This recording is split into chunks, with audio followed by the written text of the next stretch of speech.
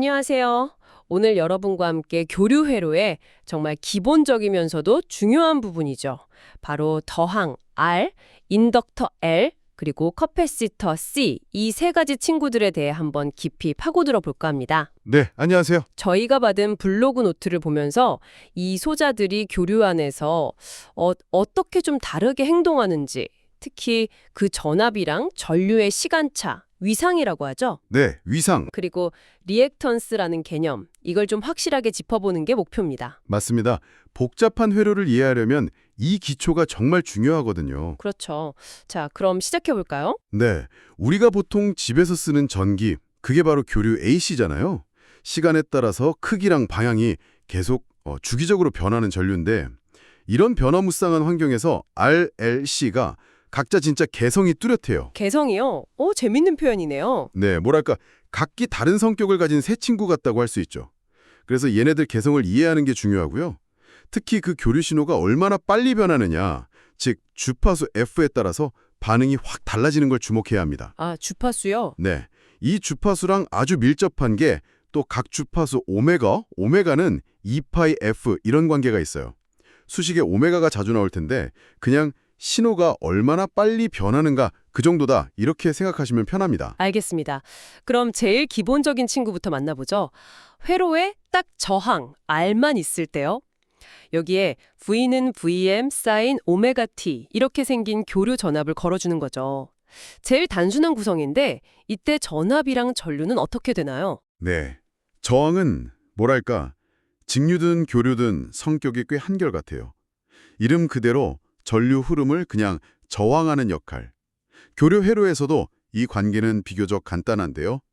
자료에도 나와 있듯이 그 실효값 기준으로 보면 전류 I는 전압 V를 저항 R로 나눈 값, 즉 I 이꼴 VR 암페어 이렇게 계산됩니다.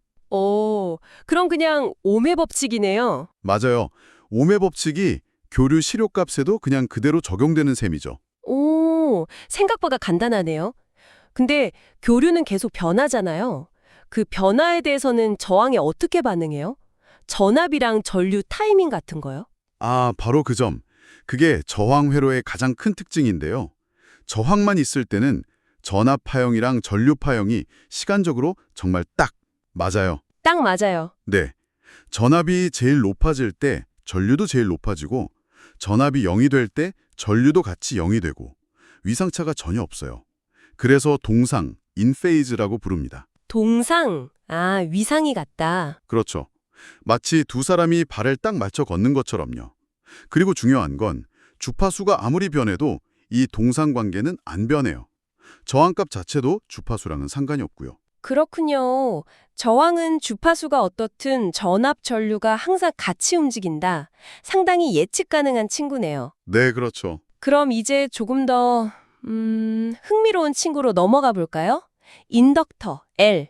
보통 코일이라고 부르는 거요. 네, 코일이죠. 노트에서는 I 이꼴 Im 사인 오메가 T A라는 전류가 흐를 때를 가정하고 이 코일이 전류 흐름을 방해하는 정도를 유도 리액턴스, XL이라고 부르네요. 이건 그냥 저항 R이랑은 좀 다른 거죠. 네, 맞습니다. 리액턴스라는 말 자체가 뭔가 반응한다, 반작용한다 이런 느낌이잖아요. 아, 그런가요? 네. 그래서 인덕터의 유도 리액턴스 XL은 단순히 흐름을 막는 걸 넘어서 전류가 변하는 것에 저항하는 정도로 말해요. 자료에 보면 XL은 각 주파수 오메가랑 인덕턴스 L을 곱한 값, 즉 XL은 오메가 L 이렇게 계산되죠. 오메가 대신에 2파이 F를 넣으면 XL은 2파이 FL 오hm 이렇게도 쓸 수 있고요. 단위는 옴이네요, 저항이랑 같이. 네, 단위는 같지만 성질, 특히 주파수에 따라 변하는 게 완전 달라요. XL은 2파이 FL. 이 식 가만 보니까 주파수 F가 커지면 XL 값도 같이 커지는 거 아니에요? 정확합니다. 바로 그거예요. 그게 인덕터의 핵심 특징 중 하나입니다. 유도 리액턴스는 주파수의 정비례예요. 자료에서도 딱 주파수에 비례한다고 강조하고 있죠. 그게 실제로 뭘 의미하는 건가요? 주파수에 비례한다는 게. 주파수가 없다는 건 전류가 엄청 빨리 변한다는 뜻이잖아요. 근데 인덕터는 그런 빠른 변화를 아주 싫어해요. 아, 변화를 싫어하는군요. 네. 그래서 주파수가 높은 고주파 신호가 들어오면 엑셀 값이 확 커져서 뭐랄까 높은 벽처럼 전류를 강하게 막아버립니다. 반대로 주파수가 낮은 신호는 비교적 쉽게 통과시키고요. 오, 그래서 필터 같은 데 쓰는 거군요. 맞아요. 이런 성질 때문에 특정 주파수만 골라서 통과시키거나 막는 필터 회로에 아주 유용하게 쓰이죠. 아, 주파수가 높을수록 변화를 더 싫어해서 더 강하게 막는다. 이거 재밌는데요. 그럼 전압이랑 전류 타이밍, 그 위상은 어떻게 돼요? 저항처럼 동상은 아닐 것 같은데요. 변화를 싫어하니까 뭔가 좀 늦어질 것 같은 느낌이. 오, 예리하신데요. 실제로 그렇습니다. 인덕터만 있을 때는 전압이랑 전류 위상이 안 맞아요. 노트에 딱 나와 있듯이 전압이 전류보다 위상이 90도, 그러니까 5분의 2 라디안만큼 앞서 나가요. 전압이 앞서요? 네, 거꾸로 말하면 전류가 전압보다 90도 뒤처진다 이렇게 말할 수도 있고요. 같은 현상을 그냥 다르게 본 거죠. 근데 왜 전압이 앞서고 전류가 뒤처지는 거죠? 그 이유가 뭘까요? 그게 바로 인덕터의 본질, 그러니까 전류가 변하는 걸 막으려는 성질 때문이에요. 교류 전압이 딱 걸리면 전류가 변하려고 할 거 아니에요. 네. 그럼 인덕터가 변하지 마 하면서 반대 방향으로 전압, 유도 기전력이라고 하죠. 를 막 만들어서 방해를 해요. 이 과정에서 전압의 변화가 먼저 나타나고 그 결과로 전류의 변화가 한 박자 늦게, 딱 90도만큼 늦게 따라오게 되는 거예요. 아, 약간 전류가 좀 구물거리면서 따라오는 느낌? 네. 그렇게 상상하시면 이해하기 쉬울 수 있어요. 약간 꾸물거림 때문에 90도 늦어진다. 인덕터의 꾸물거림. 기억하기 좋네요. 자, 그럼 이제 마지막 선수, 커패시터 C를 만나보죠. 네, 커패시터. 이건 보통 판 두 개 사이에 뭐 안 통하는 건 어놓은 구조잖아요. 전하를 모아두는 역할. 맞아요. 축전기라고도 하죠. 노트에서는 다시 V는 VM 사인 오메가 T, V라는 교류 전압을 가하는 상황이고 커패시터가 전류 흐름을 제어하는 정도를 용량성 리액턴스, XC라고 부르네요. 이것도 리액턴스니까 주파수랑 관련이 있겠죠. 당연하죠. 용량성 리액턴스 XC도 커패시터가 교류 전류에 얼마나 영향을 주는지 나타내는 건데 인덕터랑은 아주 다르게 작동합니다. 자료에 XC 계산식이 직접 나오진 않았는데 핵심 특징은 딱 나와 있어요. 주파수에 반비례한다. 반비례요? 네. 보통 XC는 오메가 C분의 1, 그러니까 오메가 C는 2파이 FC분의 1, 옴 이렇게 계산해요. 단위는 역시 옴이고요. XC는 2파이 FC분의 1. 오, 이거는 인덕터 XL은 2파이 FL이랑 완전 반대인데요. 분모에 F가 있으니까 주파수가 높아지면 XC 값은 오히려 작아지는 거네요? 바로 그겁니다. 네. 커패시터의 용량성 리액턴스는 주파수의 반비례예요. 주파수가 높아질수록, 즉 신호가 막 빨리 변할수록 XC는 작아져서 커패시터는 교류 전류를 더 잘 통과시켜요. 오, 고주파는 잘 통과시킨다. 그렇죠. 뭐랄까 고속도로 톨게이트에서 차가 많아지면 차선을 더 열어주는 거랑 비슷하다고 할까요? 반대로 주파수가 아주 낮거나 거의 직류, F 이퀄 0이 되면 XC는 거의 무한대가 돼서 전류를 거의 못 흘려보내요. 아, 그래서 직류는 커패시터가 막는 거군요. 끊어진 것처럼. 맞습니다. 인덕터랑은 진짜 정반대 특성이죠. 주파수에 대한 반응이 인덕터랑 정반대람이 진짜 흥미롭네요. 그럼 커패시터에서 전압전류 위상관계는요? 인덕터랑도 다를 거고 저항이랑도 다를 텐데. 근데 노트에 이 부분 설명이 좀 이상한데요? 네, 맞아요. 그 부분을 좀 자세히 봐야 합니다.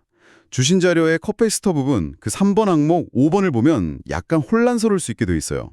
첫 번째 설명에는 전압은 전류보다 위상이 파이분의 2, 괄호 열고 90도 앞선다 이렇게 돼 있고 바로 밑에 또 2번 표시하고 전압은 전류보다 위상이 파이분의 2, 괄호 열고 90도 뒤진다 이렇게 또 써 있어요. 아, 진짜네요. 한 군데서 앞선다 그랬다가 바로 밑에서 뒤진다 그러고 뭐가 맞는 거죠? 네, 같은 항목 안에 서로 반대되는 말이 같이 있는 상황이죠. 이럴 때는 보통 전기회로 이론에서 일반적으로 받아들여지는 관계를 따르는 게 좋습니다. 커패시터 회로의 표준적인 위상 관계는요. 전류가 전압보다 90도, 파이분의 2 라디안 앞서는 것입니다. 아, 전류가 앞서요. 90도 뒤처진다는 의미죠. 이건 자료의 두 번째 설명, 그 2번에 해당하는 내용이에요. 왜 커패시터는 전류가 앞서죠? 커패시터는 양단 전압이 변해야만 전류가 흐를 수 있거든요. 교류 전압은 계속 변하니까 전류가 흐르는데 특히 전압이 가장 빠르게 변화할 때, 그러니까 파형의 기울기가 제일 가파를 때 전류가 최대값이 돼요. 결과적으로 보면 전류 파형이 전압 파형보다 90도 먼저 나타나는 것처럼 보이게 됩니다. 그래서 자료에 두 가지 설명이 있지만 전압이 전류보다 90도 뒤진다 또는 전류가 전압보다 90도 앞선다. 이 두 번째 설명을 기준으로 이해하시는 게 맞습니다. 아하, 명쾌하네요. 자료가 좀 헷갈렸는데 커패시터는 전류가 90도 앞선다 또는 전압이 90도 뒤진다 이렇게 정리하면 되겠군요. 약간 전류가 더 서두르는 느낌이네요. 네, 그렇죠. 전류가 앞서 나간다 이렇게 기억하시면 인덕터, 전류가 뒤처짐랑 딱 대비되니까 외우기 쉬우실 거예요. 자, 그럼 오늘 살펴본 내용을 한번 쫙 정리해 볼까요? 저항, 인덕터, 커패시터. 이 세 친구가 교류라는 무대 위에서 정말 각자 다른 춤을 추는 걸 알게 됐어요. 맞습니다. 핵심만 딱 뽑아서 비교해보면 좋을 것 같아요. 이 세 소자의 개성을 확실히 구분하는 게 중요하거든요. 네. 자, 첫째, 저항 R. 얘는 전압이랑 전류 위상이 같아요. 동상이죠. 주파수가 변해도 저항값은 그대로고요. 네. 동상. 둘째, 인덕터 L. 얘는 전압이 전류보다 90도 앞서요. 거꾸로 말하면 전류가 90도 뒤처지는 거죠. 유도 리액턴스 XL은 2파이 FL은 주파수의 비례에서 증가해요. 고주파를 막는 역할. 전압이 앞선다. 주파수의 비례. 마지막 커패시터. 얘는 반대로 전류가 전압보다 90도 앞서요. 즉, 전압이 90도 뒤처지죠. 용량성 리액턴스 XC는 2파이 FC는 주파수의 반비례에서 감소합니다. 고주파를 잘 통과시키죠. 전류가 앞선다. 주파수의 반비례.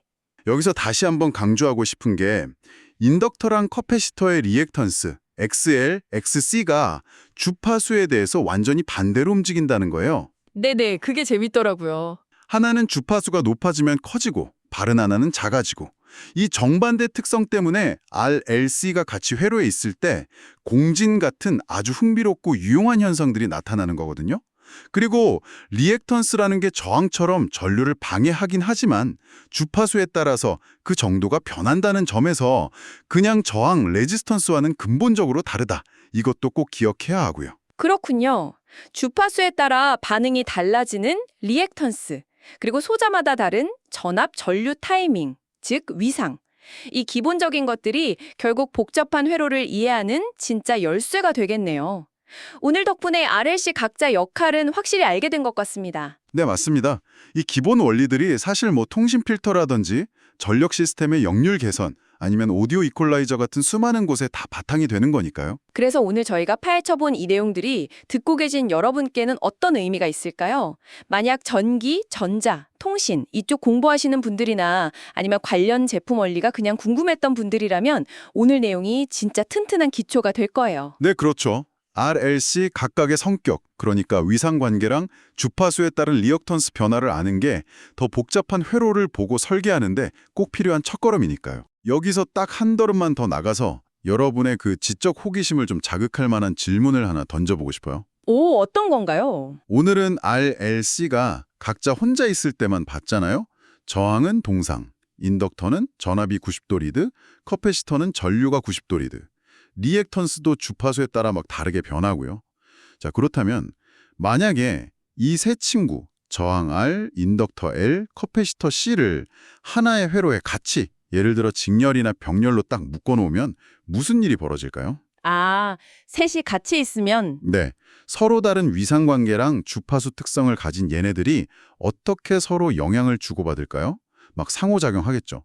그 결과로 나타나는 전체 회로의 전류 흐름, 이걸 임피던스라고 부릅니다.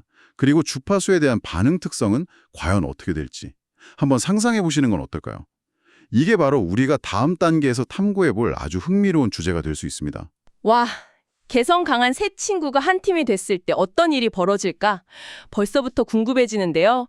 오늘 저희와 함께 RLC 회로의 기본기를 다지는 이 여정에 함께해 주셔서 정말 감사합니다. 네, 감사합니다. 다음번엔 더 흥미로운 주제로 여러분의 지식 탐험을 또 돕겠습니다.